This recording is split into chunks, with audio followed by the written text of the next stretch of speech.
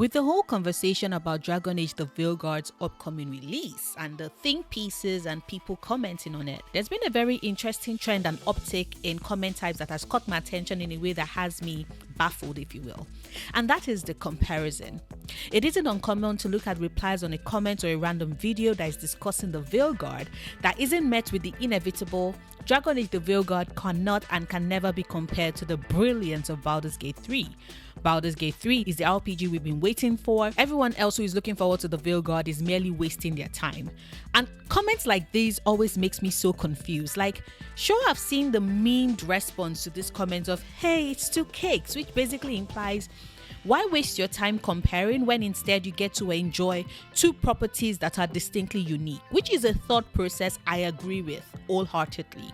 But I also like to add something to the conversation, which is that why compare these two games when RPGs can be and are often home? The first console I was gifted as a child was the NES. It had only the most basic of games on it because my stepdad knew that I was a child with obsessive tendencies. If something caught my eye and I threw myself into it, I would barely come up for air. And like the typical Nigerian parent, it was determined that I prioritize my schooling.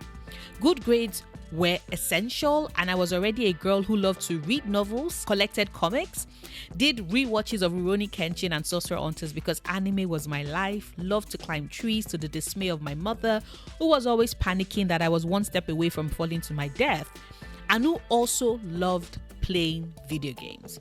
And so he set a limit to the games I had on my Nintendo. I had Super Mario, I had Duck Hunt, which I always failed at because that damn duck always found a way to fly away no matter how often I shot my zapper gun at my screen. With each game over, I got more and more frustrated and eventually I stopped playing that game. Younger Noria hated failing. Older Noria would most likely have kept playing at it until I got good. That's how my relationship with video games has evolved after all. I also had Mortal Kombat, the first, the OG one, and finally Contra Force, which became my absolute favorite game that I owned. I played it religiously, obsessively. Every single time I beat that game, I was driven to start all over again. I always started my runtime with Burn and eventually switched to Smith. I wasn't a big fan of heavy weaponry, so I didn't really play as Iron, and sure, being able to make things blow up was cool, but sniping was cooler. Now as an adult, I realized that Smith is the reason why I always gravitate towards sniper rifles in my action shooter games. Except when I'm playing Mass Effect 2 and 3, of course. Then it's the shotgun, because Vanguard all the way. But Contra Force as a game takes me back to a time of beginnings when I was just discovering how immersive video games can be and how intriguing their stories are. Like, sure, its story was the basic save the city from a terrorist group that is out to destroy it premise, but these characters felt real to me. Their interests and their grudges, and by the gods, I was going to get vengeance for poor Fox, damn it. And so I did. Over and over again until I had a cousin visit with his butterfingers who accidentally dropped a glass of juice on my console and fried it. And that was the end of my NES, as my dad refused to replace my console and took it as a sign that I was spending way too much time gaming instead of studying. Now I'm sure you're wondering why on earth I just took you down the road of a run and gun game when the video title alludes to the fact that this video is meant to focus on RPGs. And I do apologize. I tend to go off on a tangent and it's often to make a point. And the point was that after my NES got fried and my dad refused to replace it, it took me another 17 years for me to finally get myself a console. Bought and paid for with my money, where I could play video games as much as I wanted on my own time without a parent looking over my shoulder. I got myself the PlayStation 4, and the very first game I bought for that console is an RPG that still owns my heart today. The Witcher 3 Wild Hunt. I know, I am being very stereotypical. Of course, everyone and their mother has expressed their love and adoration for The Witcher 3. Getting to play as Geralt, desperate to save Ciri from the Wild Hunt together with Yennefer and Triss, who are just as determined to see her safe whilst traversing the continent saving the small folk, dealing with their distrust and disdain for who he is, but needing him to help them slay the monsters that plague them regardless. Or with the ticking time bomb of Ciri is in danger and we need to get to her before the danger finds her. I love this game. It owns me heart, body and soul, and sure, it might have been janky a bit when I first played it, but CD Projekt Red killed it. This was the game that made me get comfortable with the pain and discomfort and horror of choice and consequences in video games. I still wake up occasionally asking myself if it was a good idea to destroy the ghost in the tree, which I did in my first playthrough, or if it would have been better to let the ghost live, especially for the sake of the soul residing in it and the orphans, which was the choice I made in my second playthrough. No matter what I chose, people would die, destruction would follow, and isn't that uncertainty, that realization that no one really wins, the reality of life? It's a familiarity that I let myself sink into that is home in a sense when you look at it as it pertains to RPGs. I mean, what is home when you really think of the word? Is it the structure that houses you and your belongings, where you come to every night to rest, to shut out the rest of the world? Is it the place that brings you comfort and calm, the place that houses your memories and your thoughts? Is it where you find the things that interest you, that are familiar and fulfilling? I say yes to all of that, which also means that for me is what RPGs are. Whether I'm playing as the son of the god of the underworld, desperate to leave Hades, which refers to both his father and the underworld, to find his mother and uncover the many, many secrets that are being kept from him, or I'm playing as Nathan Drake in A Thief's End, surprised to discover that his brother is still alive and has gotten quite the tip to aid in recovering Henry Avery's never before found treasure, thus pulling him back into a world that is never really forgotten, no matter how hard Elena tried to help him go straight. Or I'm playing as a young girl whose grandfather gives her a new lease on life after he dies, and we find ourselves in Stardew Valley, trying to revamp a farm that is falling around our ears, and every day she does a little to make it better. Bond a bit more with her neighbors, see if there's love around the corner, and try and fail to learn to fish. It is the calm, cozy, content life I would love to have in real life, but which I at least can experience in the game. Except for the fishing part though. That I want nothing to do with. Or I'm playing as an Arisen, trying to recover my memories and come to terms with the weight of the expectations of being Dragon Chosen in Dragon's Dogma 2. Or as Commander Shepard, how to save the galaxy against a threat the likes of which no one has ever seen, which of course also means that no one believes me until it's too late. Or as V, coming to terms with her impending death whilst dealing with a rock star and terrorist that later becomes her best friend, who happens to wear the face of Keanu Reeves.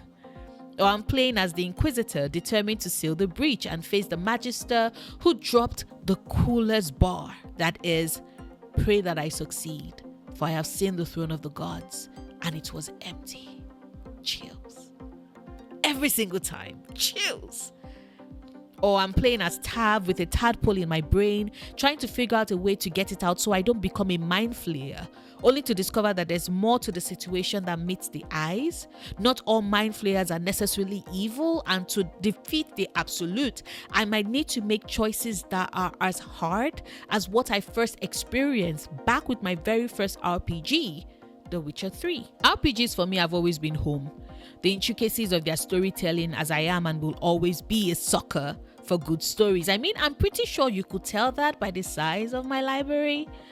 The way in which they explore identity as it pertains to their characters and what these identities therefore drive these characters to do and how it influences the choices they make calls to me and appeals to me as a human being living in a world where we are judged by our choices and are bound by their consequences.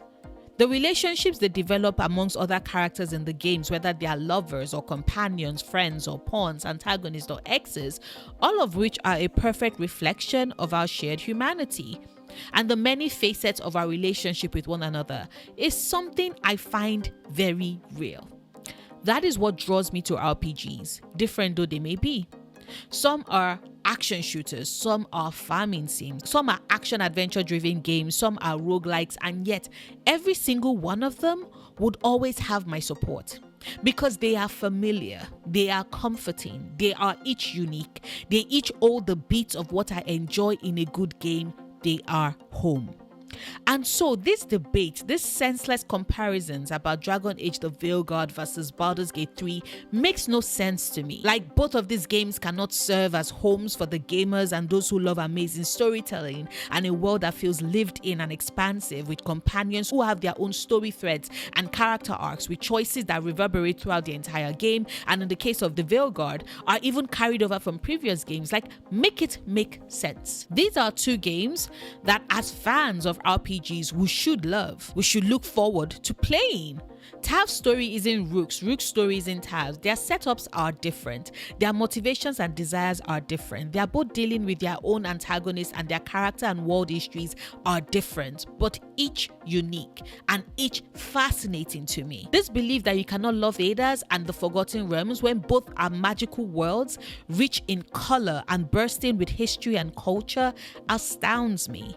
Both stories can succeed on their own merit, and even if one story is a 7 out of 10 for someone and a 9 out of 10 for another, it doesn't make them any less familiar from the RPG stories that we enjoy. It doesn't make them any less home, especially for those of us that have had multiple of them. Now, I don't know about you because I can't tell your life experience, but most of us have had different homes throughout our lifetime.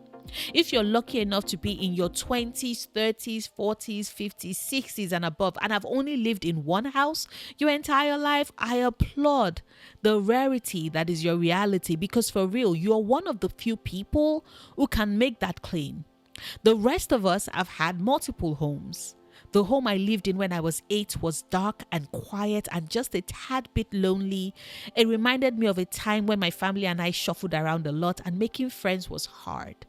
The home we moved to when I was 11 was brighter and bigger, and I had an aloe vera plant growing by my window. It is where I got my first ever gaming console, and the NES was my port in the storm, alongside the tree in the backyard with its sturdy branches and solid trunk and the soft earth that caught me every time I jumped down. 18 saw me in university in hostels where home became a little bit of space I could carve amidst the noise of having to live with others. I am an only child.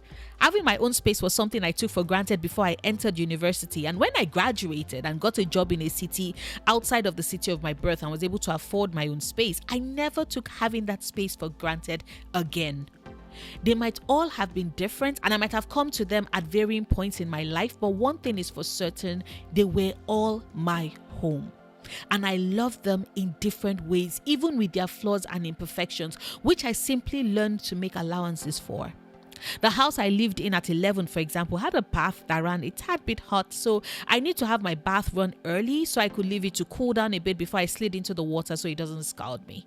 The home I had at 22 was a tiny space that dealt with a rodent infestation. It was what I could afford at the time, and I learned to not leave food out so they wouldn't get into my things. Thankfully, I only lived there for a year and bounced, but you get my point. Some of these homes were better than others. Some of these homes were more comfortable for me, even if their flaws and imperfections were worse than the others, but they were all my home. Just like with RPGs. None of these RPGs are perfect, not even Baldur's Gate 3.